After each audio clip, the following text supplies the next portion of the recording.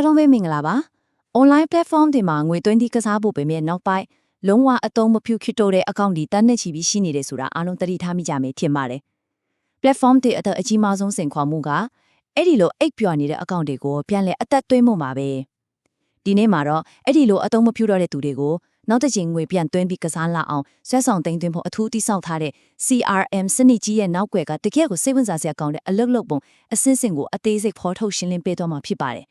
ဒီလုပ်ငန်းစဉ်ကြီးတစ်ခုလုံးဘယ်လိုလဲပတ်နေလဲဆိုတာကိုအစားဆုံးလေ့လာတော့ကြပါမယ်။စနစ်ထဲစတင်ဝင်ရောက်တဲ့ပိုင်းကဆိုလို့ဖောက်တဲ့ရှာဖွေတာဖုံးခေါ်ဆိုတဲ့ဇာညွှန်းနီးအလုပ်တစ်ခုကိုဘယ်လိုပိတ်သိမ်းလဲဆိုတာနဲ့နောက်ဆုံးစီးမြင်စည်းကမ်းတွေနဲ့လုံအားကရရှိပုံအထိအဆင့်တိုင်းကိုတောက်လျှောက်ကြည့်တော့ကြတာပေါ့။ကဲပထမဆုံးအနေနဲ့ဖုန်းတစ်ခေါ်စမခေါ်ခင်စကားတစ်ခွန်းစမပြောခင်မှာအေဂျင့်တယောက်ကြိုတင်ပြင်ဆင်ရမယ့်စနစ်ပိုင်းဆိုင်ရာအခြေခံအဆင့်တွေကိုစပြီးကြည့်လိုက်ရအောင်။အရာအလုံးကဒီ B2B CRM login စာမျက်နှာကနေစတင်တာပါ။ဒါကတာမန် website တစ်ခုကိုဝင်တာမျိုးမဟုတ်ဘူးဗျာ။ agent တွေဟာ manager ကချပြထားတဲ့ဒီတက် account တွေကိုတုံးပြီးအလွန်တန်ဖိုးကြီးတဲ့ fault တဲ့အချက်လက်တွေရှိနေတဲ့လုံခြုံရေးအပြည့်ပါတဲ့ database ခန္ဓာကြီးထဲကိုဝင်ရောက်ရတာဖြစ်ပါတယ်။ဒီနေရာမှာတကယ်ကိုမသားစရာကောင်းတဲ့အချက်လေးတစ်ခုရှိတယ်။အဲ့ဒါကတော့ agent တွေရဲ့ကိုပိုင် Telegram account နဲ့ဖုန်းနံပါတ်ကိုစနစ်ထဲမှာမဖြစ်မနေထည့်သွင်းခိုင်းထားတာပါပဲ။ဘာလို့လဲဆိုတော့ဖောက်တယ်တွေစီပို့မဲ့ message တွေမှာ agent ရဲ့တကယ်အဆက်အသွယ်တွေပါနေဖို့လို့ပါ။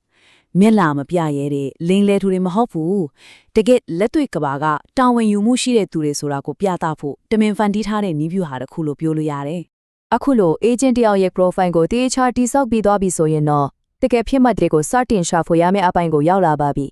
agent တွေကဒီတန်းရမ်းနှမ်းပြီးဖုန်းခေါ်နေတာမဟုတ်ဘူးနော်ကဘာတဝမ်းလုံးမှာရှိတဲ့ campaign တွေထဲကမှအစ်စ်ဝင်လာတဲ့အလုတ်တာဝန်တွေကိုစစ်ထုတ်တယ်ပြီးတော့သူတို့အကျွမ်းကျင်ဆုံးပြောနိုင်တဲ့ဒေသခံဘာသာစကားတွေလေယူလေသိန်းတွေနဲ့အတိအကျကိုက်နေတဲ့ fault တွေကိုပဲရွေးချယ်ပြီးမဟာဗျူဟာကြကြလှုပ်ဆောင်ကြရတာပ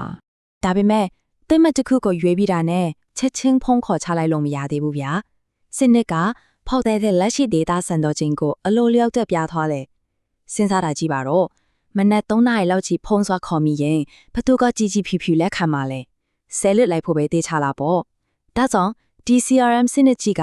agent တွေအဲ့ဒီလိုလူသားဆန်တဲ့အမားတွေမလုံမိအောင်အဆောင်ရှောက်တစ်ခုလိုလှုပ်ဆောင်ပေးနေတာပါကဲအခုဆိုရင်တော့အရေးကြီးဆုံးအချိန်ကိုရောက်လာပါပြီဒါကတော့ fault နဲ့စတင်ထိတွေ့ဆက်ဆံပြီးဖုန်းစခေါ်မဲ့အပိုင်းပါပဲ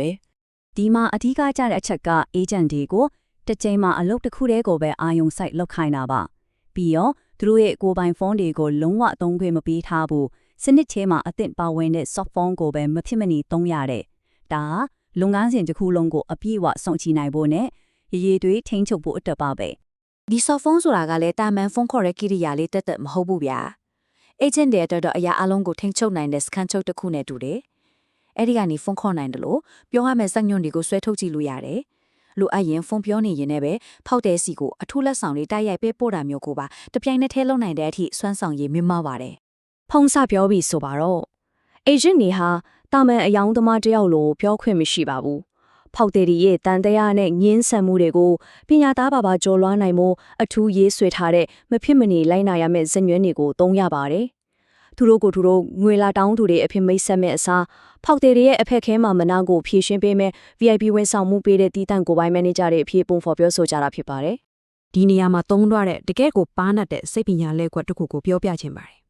agent တွေကသူတို့ကိုယ်သူတို့တကယ်ကုမ္ပဏီကဆိုတာတက်သေးပြဖို့$1တန်ဖိုးရှိတဲ့ bonus လီကိုဖောက်တဲ့ရဲလုံခြုံရေးမြင့်အကောင့်ထဲထားရိုက်ထည့်ပြီးလိုက်ပါတယ်။ပမာဏကနည်းပေမဲ့အပြင်ကလိမ်လေတွေဆိုရင်ကုမ္ပဏီရဲ့အတွင်းပိုင်းစနစ်ကိုဝင်ပြီးဒီလိုငွေသွင်းပေးဖို့ဆိုတာလုံးဝမဖြစ်နိုင်ဘူးလေ။ဒါကြောင့်ဒီသင်းငယ်တဲ့လုပ်ရက်လီကဖောက်တဲ့ရဲ့တန်ရာကိုချက်ချင်းဖယ်ရှားပေးပြီးယုံကြည်မှုကိုအပြည့်အဝတိစော့ပေးလိုက်တာပါပဲ။အခုလိုဆွဲဆောင်တင်သွင်းမှုတွေကြီးဆုံးသွားပြီဆိုရင်တော့ဆက်သွယ်မှုတစ်ခုလုံးကိုစနစ်တကျမှတ်တမ်းတင်ရမယ်နောက်ဆုံးအဆင့်ကိုရောက်ရှိလာပါပြီ။ဖောက်တဲ့ကဂွေးသွင်းဟိုသဘောတူတာပဲဖြစ်ဖြစ်ဖုန်းချက်ချင်းချသွားပြီးညင်းလိုက်တာပဲဖြစ်ဖြစ်အရာအားလုံးကအရေးကြီးတဲ့ data တွေပါပဲ agent တွေကအလုပ်ကိုပိတ်သိမ်းဖို့အတွက်ဖုန်းခေါ်ဆိုမှုရလဒ်နဲ့အသေးစိတ်မှတ်ချက်တွေကိုမဖြစ်မနေရေးသွင်းရပါတယ်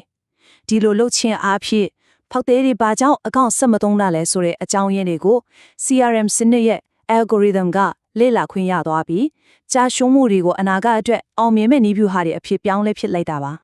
ါဒါမဲ့ဗျာဒီလိုအခြေဆက်မိမိလဲပတ်နေတဲ့စက်ရန်တရားကြီးတစ်ခုလုံးဟာတင်းကျပ်တဲ့ထင်းချိုမှုတွေတိကျရဲ့စီကန်းချက်တွေနဲ့စုချေပေးတဲ့စနစ်ဒေတာမရှိရင်ချက်ချင်းပြိုးလဲသွားမှအတိအချပါပဲအဲ့တော့စီကန်းပိုင်းကိုဆက်ကြည့်အောင် agent တွေကတားထွားဖို့လမ်းလျှောက်နေရတယ်လို့ပါပဲတစ်ဖက်မှာဖောက်တဲ့တွေကိုငွေပြန်တွင်းလာအောင်အပြန်ထန်ဆွဲဖောင်ရတယ်လို့အခြားတစ်ဖက်မှာလည်းအနောက်ရှက်ပေးတဲ့ spam တွေလို့အထင်မခံရအောင်စီကန်းတွေကိုတိတိကျကျလိုက်နာရပါတယ်တနေ့ကိုဖုန်းဆက်ဖင်းခေါ်လာပုံမှန်ခေါ်ရမယ်တိကျဖုန်းနံပါတ်ထုံးရမယ်နေခင်ပိုင်းမှာပဲဖုန်းခေါ်ရမယ်စတဲ့အချက်တွေဟာ agent တွေကိုစနစ်ကဘယ်လောက်တောင်အနီးကပ်ဆုံးကြီးကိုကဲနေလဲဆိုတာပြသနေပါတယ် ဒီတော့စိတ်ဝင်စားစရာမေးခွန်းတစ်ခုပေါ်လာပါတယ်လူသားတွေရဲ့သဘာဝအတိုင်း agent တစ်ယောက်ယောက်ကများဒီလိုတင်းကျပ်တဲ့စနစ်ကြီးကိုလှည့်စားပြီးလွယ်လွယ်နဲ့အလုပ်ပြအောင်လုပ်ဖို့စ조사ခဲ့ရင်ဘာတွေဆက်ဖြစ်လာမလဲဥပမာဖုန်းခေါ်ပြီးတာနဲ့ချက်ချင်းပြန်ချလိုက်တာမျိုးပေါ့ဒါဟာ agent တွေကသူတို့ရဲ့တနစ်တာအလုပ်ပြီးမြောက်မှုအရေးအတွက်ပြေဝအောင်စနစ်ကိုလှည့်စားတဲ့နည်းလမ်းတစ်ခုပါဒါပေမဲ့ CRM ရဲ့ထောက်လှမ်းရေးစနစ်ကဒီလိုအတူအရောက်လုပ်ရက်တွေကိုဖန်ဆင်းဖို့အထူးရဆွဲထားတာပါအလုပ်တွေကိုယူထားပြီးဘာမှဆက်မလုပ်တာမျိုးတွေကိုပါစစ်ဆေးတွေ့ရှိရင်တတိပေးချက်ထုတ်ပြီးမဖြစ်စင်ရင်အကောင့်ကိုတစ်ပတ်အတွင်းထာဝရပိတ်သိမ်းတဲ့အထိပြင်းပြင်းထန်ထန်အရေးယူတာတွေ့ရပါတယ်အဲ့ဒီလိုစင်ခုံမှုတွေဖောက်သေးတွေရဲ့ငင်းဆက်မှုတွေနဲ့တင်းကျပ်တဲ့စီမင်းတွေကိုအောင်မြင်စွာကျော်လွှားနိုင်တဲ့ agent တွေအသက်ကတော့တလက်ကိုဒေါ်လာ100ကနေနေရာကြားပုံမှန်ဝင်ငွေရရှိနိုင်ပါတယ်ဒီပမာဏဟာတင်ငယ်တယ်လို့ထင်ရပေမဲ့အရွယ်တွဲများများလုံနိုင်တာနဲ့အမျှတိုးလာမယ့်ကိန်းဂဏန်းတွေပါဒီစုကျဲငွေဟာ agent ရဲ့ဇွဲလုံလောက်ကိုမောင်းနှင်ပေးနေတဲ့အဓိက engine အင်အားကြီးတစ်ခုပဲဖြစ်ပါတယ်ကဲဒီအချက်တွေအားလုံးကိုပြန်လဲခြုံငုံကြည့်လိုက်တဲ့အခါ